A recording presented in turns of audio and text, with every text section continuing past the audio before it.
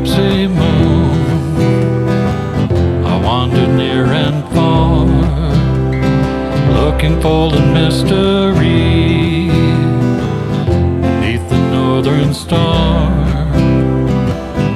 looking for the pot of gold at the rainbow's end, hoping that I find it soon beneath the gypsy moon. Great guest today. I read about you, Stephen Bernardi, and he is a co-owner of Johnson Compounding and Wellness, and that is located in Waltham. I read about you in, what was it, one of the papers? What was the news? Was it one of the Sunday papers? It's probably the what I call the Middlesex News. I don't know what they even call it now. Yeah, the it's, Sunday. And it goes Metro West. Yeah, Metro West. Thank Metro you. West. It gets distributed to a whole bunch. It gets distributed to hundreds because it's all the same people own that newspaper. So It goes everywhere. Yeah, all over the country. Even actually. Milford, too. Yeah, I know Milford. this And I have a is- lot of family in Milford, so they like it. So. Did you know that they were going to interview you? Yeah. You did know ahead of time. Yeah. That was kind of fun. Yeah. It It always is. is. Yeah. So compounding and wellness. I know nothing about it except it's very natural. Something that's a whole different slant on pharmaceuticals. Tell us about it, Steve. So, from the compounding standpoint, compounding is what pharmacies used to do before there was modern medicine, if you would. So, when you and I were children and we needed a prescription, our parents went to the pharmacy and the pharmacist had a recipe, like to make a cake, but a recipe to make these medications, and they'd put it together based on what the doctor ordered specifically for you, so they could tailor it to whatever your specific needs are. Fast forward to the advent of modern medicine, penicillin, and so on and so forth, and the drug companies, the great expanse of the pharmaceutical companies, and so everything became sort of a one-size-fits-all, and if you needed to take a medication, you didn't, you basically had to fit the medication. The medication wasn't made to fit you, so the same strength, you and I being different sexes for one, have different metabolisms, we have different body types, and our bodies handle drugs differently. It's not to say that you and I both can't take an aspirin for a headache and have it work, provided we don't have an issue.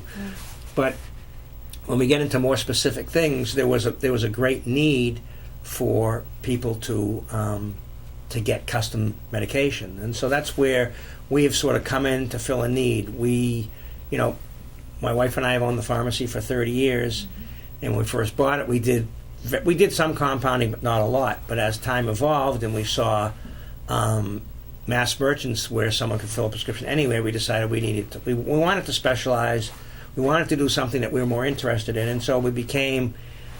In 2008, we became a compounding-only pharmacy, which means that's all we do. So every order that we fill is custom-made to order for one patient from one physician in one pharmacy. That is amazing. Now, did you go to regular pharmaceutical school? Yeah, I mean, we were taught how to compound in regular pharmacy school, but the emphasis, again, at that point, I went in the 70s, and the emphasis had changed to large medicine. So we didn't learn a lot about it. Yeah. We learned something about it, but we more learned it on the job and in experience working in the field.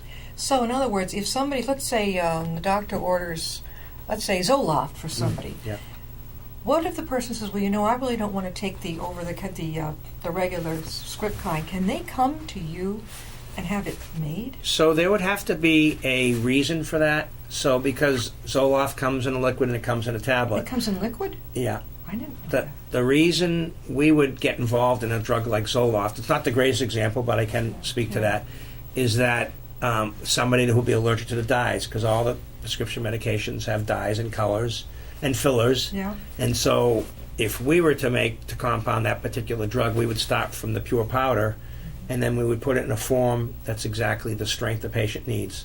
Now, sometimes on that type of medication as well, people are trying to get off it. They use tapering doses and they use micro doses. So that's something, it's not like you can take a tablet and break it in half. Yeah. I mean, you can, and you can get to a certain strength, but if you need less than that, you're going to have an issue with that, and that's where we would get involved. And that's how you can. Is there an age range, or do parents come for their children's medicines? Well, there's a lot of, people are, technology-wise, we're living longer, but with respect to young children, babies especially, babies are being born today that wouldn't have survived 50 Yeah. years ago. Yeah. Today they survive, Yeah. but they're on a boatload of medications. And yes, we do, like we work a lot with Children's Hospital in Boston, where they start the new life of the child, but once the child gets well enough to leave the hospital and they still need medication, they come to us, or a place such as ours, I didn't know that. to get us. Oh yes. I had no idea that the child that you could actually. I could have brought my son to you, and would the reason be because it had to be specially compounded for that Right. child? It could be a flavor. It could be. Usually, it's a dosage form, because infants don't really have taste buds. So usually, in the first year of life, you don't need to flavor things. Once you get past that, once kids start tasting, then Yeah. definitely taste is definitely a problem. That's And another thing I didn't know. I thought my son could taste everything I gave him. Yeah, no, but early on, it's more about it's about adult drugs being used in children, and the children cannot. The dosage is not right. They couldn't digest it, maybe. No, it's not that they can't digest. They need a fraction of the dose, though. If something is, say, comes in a 300 milligram commercial strength, and the child only needs 3 milligrams, I mean, you need to do I got something. it. You Yeah. can't break that pill 100 times. I mean, No. it's not possible. Stephen brought in a terrific side. Paul, can you zero in on his terrific poster? And this describes, you can go right down through that, Stephen, and as we go through it and talk about, if you scroll down a little bit, it's your title up there, Johnson Compounding and Wellness, treating the whole you. I love that part.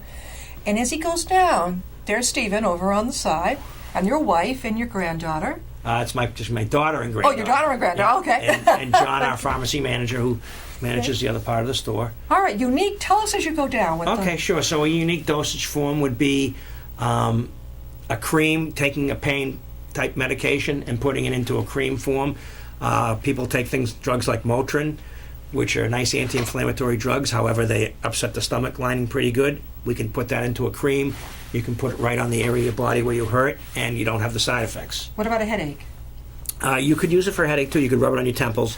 There's some pretty unique medications for migraines that a lot of people have to inject themselves when they get a migraine. We have creams that we make with that same active ingredient that they rub on the nape of their neck, and it goes right into the brain. Yeah. Pretty interesting stuff. Why is it the doctors don't tell us about this? They don't. It's you go with what you learn. I mean, it's what's their audience. They're seeing representatives from pharmaceutical companies. So pharmaceutical companies don't promote or do anything with this because we're actually competition to them. That's why they bring you into a doctor's office those samples. You see them coming in. Yeah. Medications that are not commercially available. Okay, so when a lot of drugs go into shortage, there's an FDA, we get an FDA blast 2 or 3 times a week with all drugs that are in commercial shortage. A lot of them happen to be sterile drugs that we actually are one of only 2 pharmacies in the state that compound sterile medications on an outpatient basis. So things that have been recalled, like big giant manufacturers have problems with recalls. We're able to source those drugs and put them into this sterile form while the product is not available. There are drugs that get discontinued because the drug companies, and I don't mean to harp on them, it's not my point to do it, but I guess I have to, that's what my field is. So, but there are a lot of medications that they stop making because they don't make enough money on them. So, but yet Jan, you still take this drug and say, geez, this drug worked great for me. So I can come to you and say, can you whip this up? Exactly. So that's Is it more expensive, Steve? So typically, we're all covered by insurance thanks to President Obama, right? I think. Thanks or no thanks, whatever. In any event, so insurance, a lot of insurances, with a copay, the copays are higher for compounds because they consider it a tiered drug, a higher tiered drug. We will tell you the main reason is that there are no rebates paid to drug manufacturers and insurance companies from compounded medications, so they're going to charge the patient more. That being said, it's, we don't think about when we get a prescription filled what the cost is. So you might have a $5 or $10 copay when the cost of that drug is hundreds of dollars. Yeah. When you get a compound, it might be a $50 copay. And you think, why do I have to pay so much? And you're not realizing that the whole price might be $100 versus the $5 prescription you're getting was hundreds upon hundreds of dollars. So it's hard to say. I mean, there is definitely labor involved in making a compound. It takes a minimum of an hour to make anything that we do. And typically, the process, one of the shortest process I would say is 3 to 4 hours between the time we take an order in the door. We get the patient's information, get all their allergies and demographics. We put the order into a system. It gets checked by another pharmacist, who then makes a formula. It then gets sent into the lab, who then puts the formula together and gets checked by another pharmacist. It then comes back out, is checked again, goes through a final check. I mean, it's very extensive. We have almost 50 employees, and it is a really quite an in-depth process. It's actually, I tell people, compounded medication in Massachusetts, this is the safest state to have a prescription compounded in, because there was problems with one pharmacy that caused the light to be shed on all of us.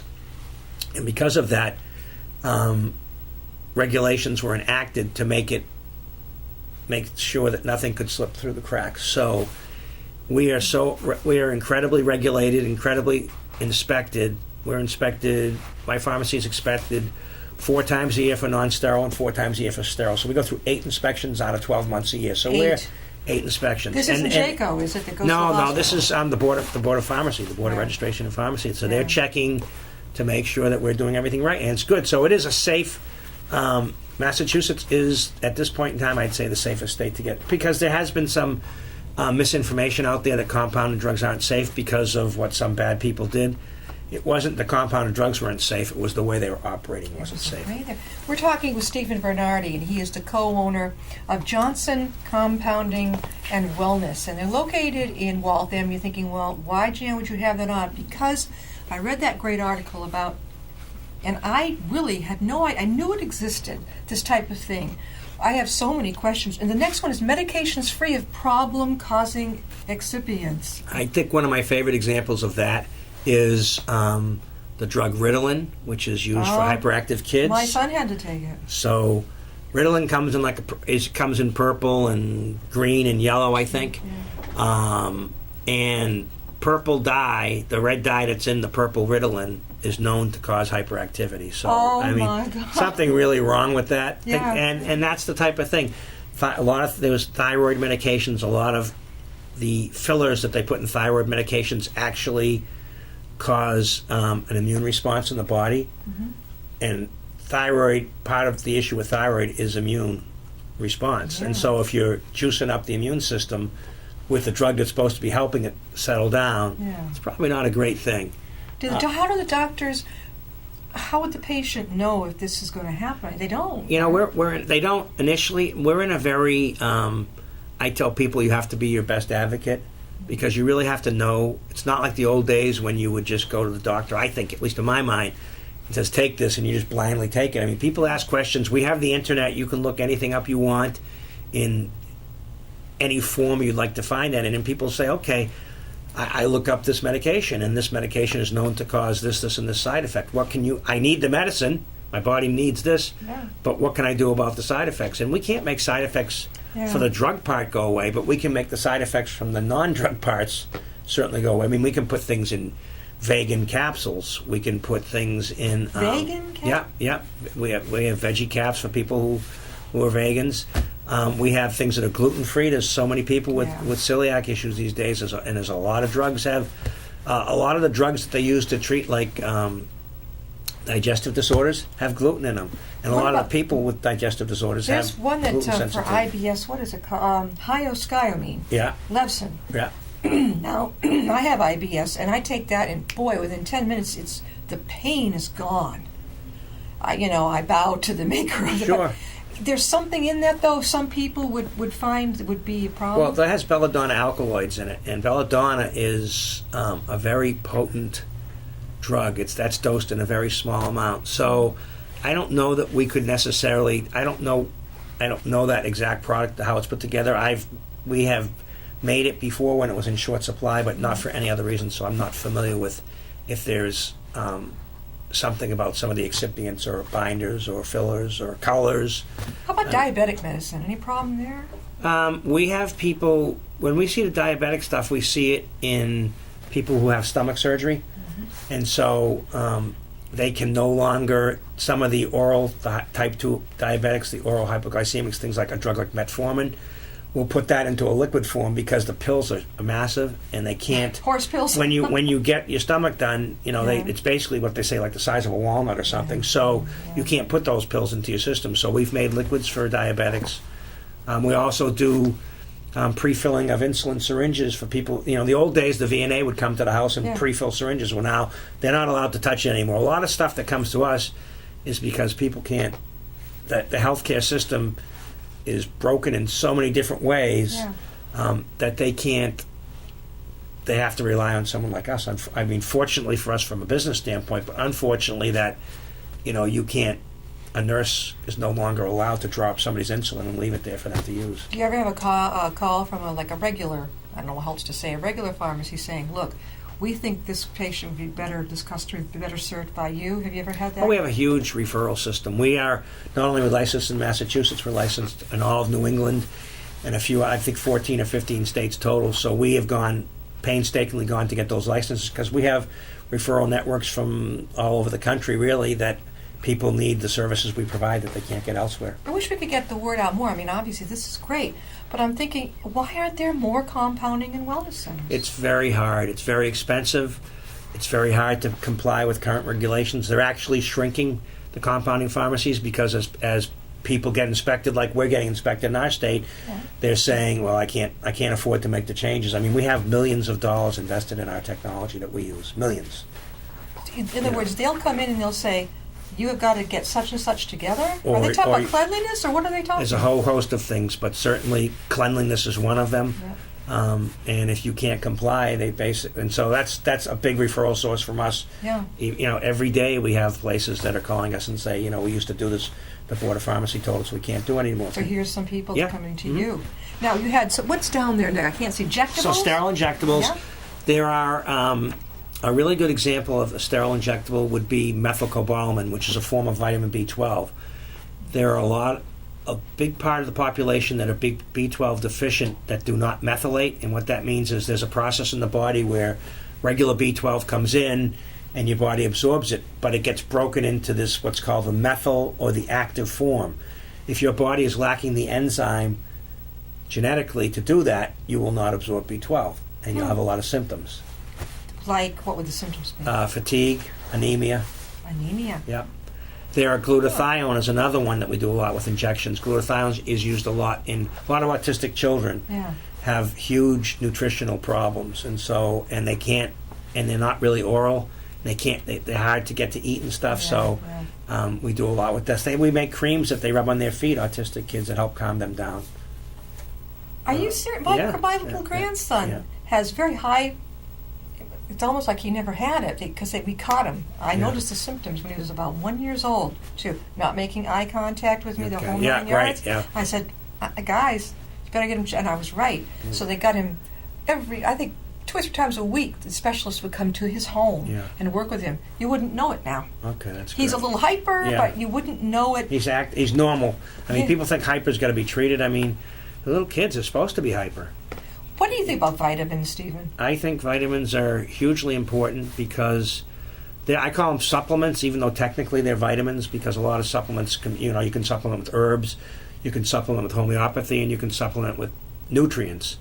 Our soil is totally devoid of nutrients. I mean, you used to grow. My grandfather was in Milford, on West Street in Milford, and he was like the bocce referee, but he also grew these massive tomatoes and cucumbers, and he had a great reputation in the day when before the soil was depleted. Today, our stuff is coming from California, from Florida. I mean, they don't have any seasons there. It's just grown and grown and grown. It's grown in fertilizer, and the fertilizer is lacking in the nutrients. And so, like, they'll take an organic orange and they'll analyze. And an orange is supposed to have 100 milligrams of vitamin C. Yeah. And if you take 10 organic oranges, they have anywhere between 10 milligrams and 90 milligrams. None of them have the amount of vitamin C that they're supposed to have in them. So I'd have to eat about 10 oranges to get the to get 100 milligrams, and then you get diarrhea from doing that. So great! So I guess I'll pass on so that a lot of times, I mean, I think there's people overdo it with supplements, but I think there's a lot. I'm a big believer. I mean,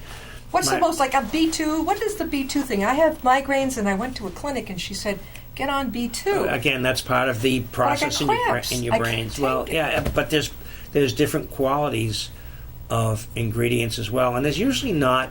I don't believe necessarily in single ingredients. I think like vitamin D is huge as far as a single ingredient goes. One that I do like is vitamin D. There's so much depression, especially this time of year. How many milligrams, Steve? I would say people. It's more like you need to take 2,000 to 5,000 units a day, but it's more about people getting their levels checked, because they used to say 400 units was enough. Yeah. It's not. They finally are coming out and saying you need up to 800 to 1,000. Oy. But I tell people 2,000 to 5,000, and then get your blood levels checked. You want to be up around 40 to 50 minimum.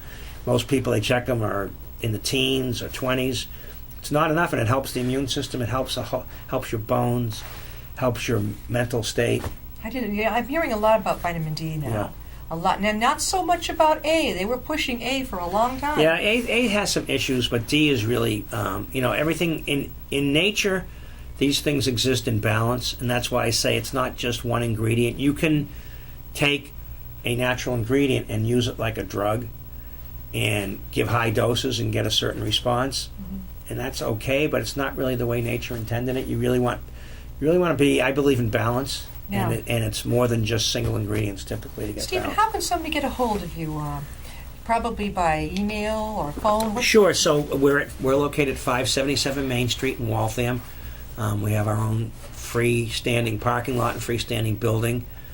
We're open Monday through Saturday. We open 9 in the morning, close at 7 at night during the week, 5 on Saturdays. We have a toll-free number, which is 888-335-5577. Our website is naturalcompounder.com. We have an extensive, really wonderfully done website for products as well that you can order online. We ship anywhere in the country as far as supplements go. So we make it pretty easy to. So if a patient could come in, let's just say my doctor prescribed something, and I went to, let's say, any of the other pharmacy, Walgreens, CVS, whatever, and he said, you really need to take this. And I took it, and I'm having cramps, or it makes me feel hyper. So my next best step would be come to you. Well, we would want to look at that and talk about it. It's not a one-size-fits-all. It's a customized way of doing things. So I would need to see, there's a lot to it. I would want to know what about this medication? Is it just the drug? Because if the drug is what's making you sick, compounding it's not going to make it any better. If it's the active ingredients. If it's the inactives, or if it's the dose, or the dyes, or the flavors. How do we know, though? How do we because we have enough experience that we have a pretty good idea. Yeah. Or we would suggest something alternative that your doctor might not think of. I think doctors, over in the med school, I'm wondering if they're teaching the kids coming in this. Oh, I don't think they can. I don't see how they possibly could. They have so little training in pharmacology, which is the study of drugs. It would be very difficult. They would have to have specific. I would say the doctor in training would go on a specific rotation and maybe find out about some of the things we do if they, went along those lines. Do you ever go over, let's say, at UMass, or give a speech or talk, give presentations? We do. We have more clinical I'm not really a clinical pharmacist. I have much younger and smarter pharmacists than me that do that type of thing. There's actually one of them that's speaking, one of our pharmacists who became a fellow and did a fellowship, a 2-year rotation, and then we hired him after. His name is Omar. He is doing a presentation in Marlborough today for a pain group of doctors. So he's a compounding wellness. Yeah, yep. He's a doctor or pharmacist. He's got his doctorate. He's a pharmacist, a PharmD. So he actually went through med school. No, he went to pharmacy school and got his doctorate in pharmacy, and he's giving a presentation. Yeah. Have you given any? I've given plenty of them, but I do more of this type of thing, community oriented. Let's see. There's one down at the bottom of vitamin supplements. Yeah. So again, those are people who, if you go to the pharmacy or wherever you would buy your vitamins and it has things in it that you don't want, or you need extra B, or you need extra C, or you need. There's instances when people, instead of buying 12 bottles of different things a doctor wants them to take, that we can make that into a concoction, if you would. I love that. Yeah, and you save money.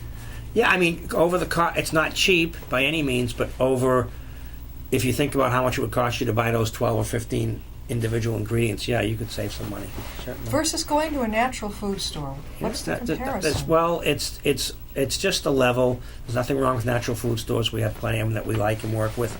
It's more, ours is more of our level of expertise and our ability as health professionals to be able to actually do something that, you know, you can't do it without a license. So I know when I go to a natural food store, to me, I feel like I'm walking in and it's like, I don't want to say crapshoot, but it's like a crapshoot when you walk in there. yeah, it depends on where you, I mean, I don't need to go to natural food stores because because of the business I'm in.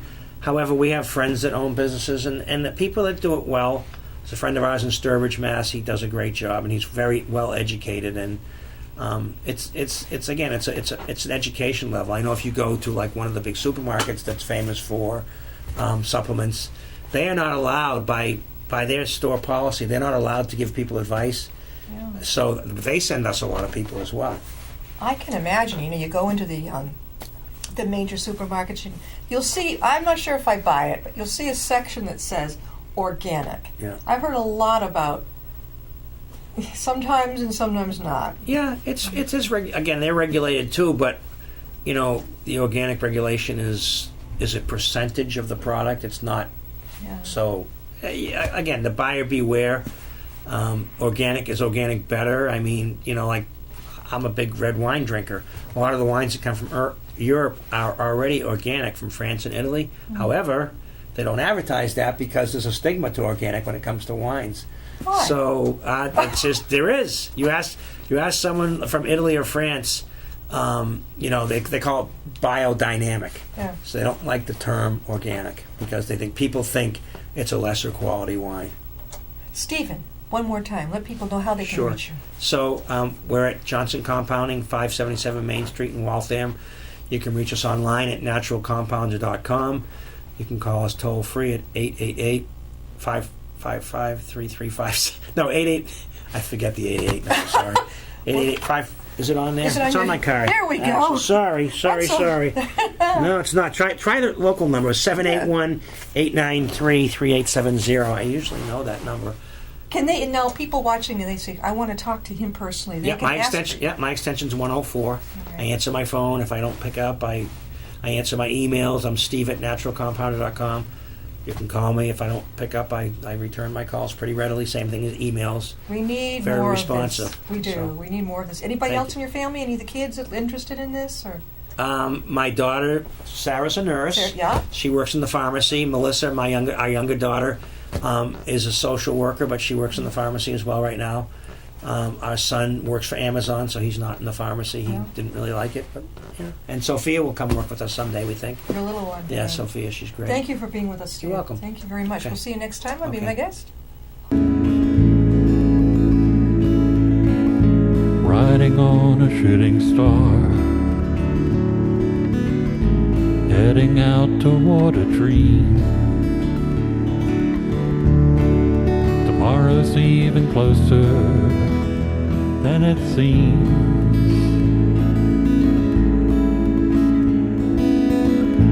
Moving through the cloudless sky, heading out toward the moon.